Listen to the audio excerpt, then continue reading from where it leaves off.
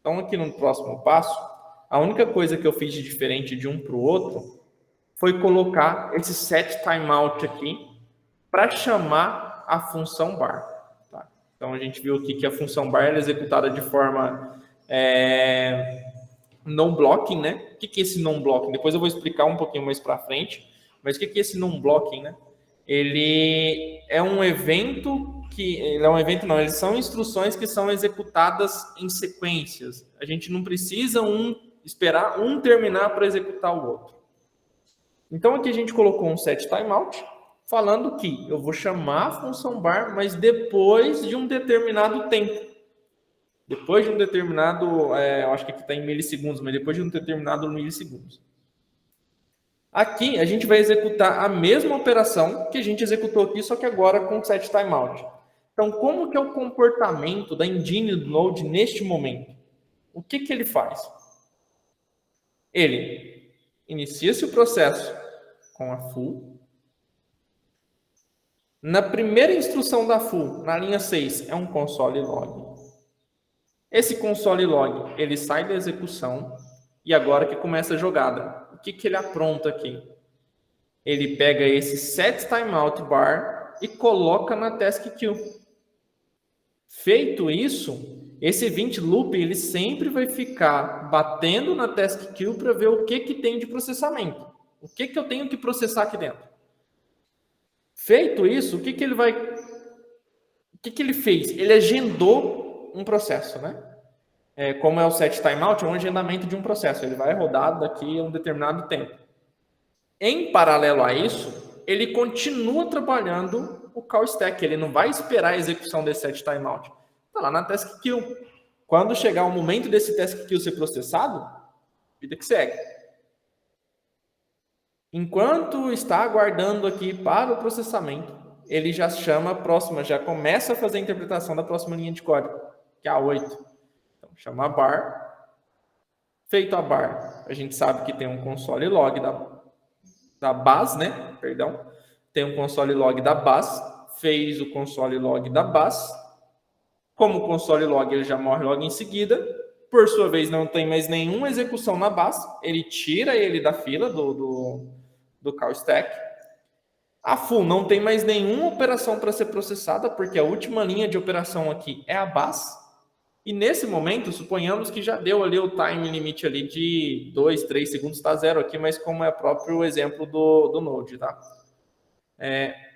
Ele chama a função bar na call stack. Ou seja, o que aconteceu aqui? O event looping identificou que esse processo é para ser executado agora, ele já inicia, ele já remove da task queue e já starta a instrução da set timeout na call stack. Feito isso, o que ele vai acontecer? Vai chamar o console log da bar, morre console log e morre bar. Então, a task queue geralmente é quando a gente agenda alguma coisa, quando a gente, não somente quando agenda, né, mas quando é algo que não precisa ser finalizado para executar as instruções abaixo. O que acontece? Eu preciso de uma resposta de rede. Então, ele coloca nessa task queue. Enquanto isso, vai processando aquela resposta de rede ali, que seja uma promise ou algo do gênero. Enquanto está fazendo esse processamento, ele vai executando as funções abaixo. Então, se tivesse mais 30 instruções aqui para serem executadas, ele iria executar as 30 até o set timeout liberar, e esse set timeout aqui iria executar em paralelo as demais execuções. Então, é dessa forma que opera tanto o nosso call stack quanto o task queue, e usando o nosso amiguinho event loop, tá? Acho que eu voltei demais. Beleza. Ok. E agora, falando de non-blocking e assíncronos. O que é isso, cara? O que é um non-blocking? O que é um assíncronos? O que cada coisa ali representa, né? A gente tem que imaginar, eu tenho essas duas diferenças aqui entre... Tem esses dois códigos, né? Os dois são a mesma coisa, fazem a mesma ação, porém, a gente tem um read file sync e a gente tem um read file. Qual que é a diferença dos dois neste momento? O read file sync, ele aguarda essa execução finalizar para depois executar as demais.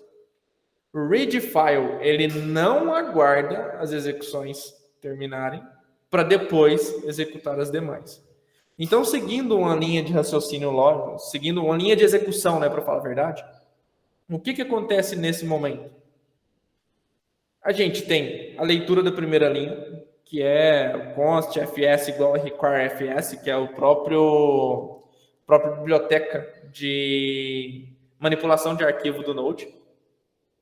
Depois, eu tenho um const data, que basicamente vai ser um fs.readFileSync, um arquivo chamado filemd. Depois, eu executo o console log data, ou seja, vai vir o data ali, o que tem naquele arquivo, né, vai ser impresso ali no console. Depois, eu executo minhas outras funções, então, more work. Perfeito? Então, isso daqui, eu trabalho com requisições que não dependem, que não executam, não são executadas de formas assíncronas, ou de formas síncronas. Nesse processo de baixo, que é a mesma coisa, a única coisa que muda aqui, o único processo que muda é a forma que eu vou ler o arquivo, que eu não vou ler ele de forma síncrona, ou seja, eu não preciso esperar a leitura desse arquivo ser processada para depois rodar as demais funções. Como que é feito a operação? constfs, da mesma forma, a gente está importando, né, a biblioteca ali de manipulação de arquivo. fsread, então ele interpreta esse fsread, que aí colocaria lá no nosso task queue, né? Depois, ele já executa o more work, enquanto ele está fazendo a leitura desse arquivo. Terminou de fazer a leitura do arquivo, ele cai para o if, se tiver erro, dá um true exception ali. Depois, a exibição do console. Então, nesse momento aqui, o que eu estou falando? Eu não dependo de uma leitura de um arquivo para executar as demais funções abaixo. Esse cara aqui, ele pode e deve ser executado em paralelo.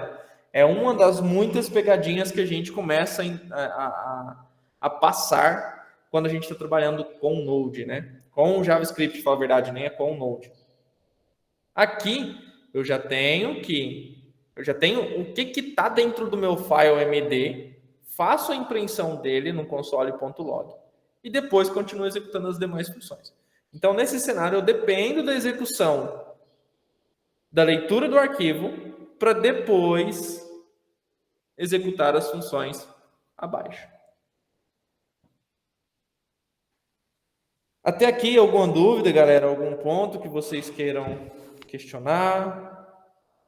Não, nesse último slide ali que você mostrou, que mostra ali a diferença do read file sync ali e do read file. Sim. Por exemplo, ali, para ele executar igual lá o read file sync ali, para ele esperar o console log ali, por exemplo, ele não teria que ter, por exemplo, um await para ter um sync await que para ele entender que ele tem que esperar, porque o JavaScript ele não tem essa de você no Node.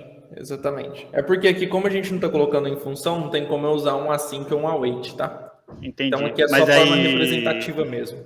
Na forma representativa, por exemplo, eu executando isso na mão, por exemplo, ele teria um comportamento de executar. É que eu não sei mesmo, eu estou perguntando que eu não sei. Ele teria esse comportamento, será de... Depois eu vou até testar. Ele de executar um abaixo do outro. Ixi, aqui eu tava com um exemplo aqui, eu devo ter apagado, cara. Mas se for algo que atrapalha aí, pode seguir aí, tá? Só uma dúvida que eu fiquei na hora que você tava falando ali, que eu fiquei observando. Perfeito, cara, perfeito. Nesse caso aqui, como a gente está fazendo as execuções assíncronas, né, esse sync, ele deveria ter um await aqui, porque caso contrário ele retorna um promise, né? Então, para as execuções, o console log ele viria um exemplo undefined se a leitura desse arquivo aqui fosse muito grande. Isso. Então, nesse caso aqui, a gente deveria ter um await aqui, ou para executar o await, a gente precisa de uma função, porque a gente precisa declarar que ela é síncrona, né? Então, a gente precisa de uma função onde tenha da linha 3, da linha 2 e a linha 3, essa função ela precisa ser síncrona, e a gente colocar um const data igual await fs read file sync. Entendeu? Não, beleza, valeu aí. Desculpa atrapalhar. Não, relaxa, é só uma cara. observação, porque daí eu comecei a pensar assim, ele vai ter a mesma execução do de baixo, por conta da promise mesmo. Não, relaxa, cara, relaxa. Mas pode mandar pergunta, é pra isso mesmo. Valeu.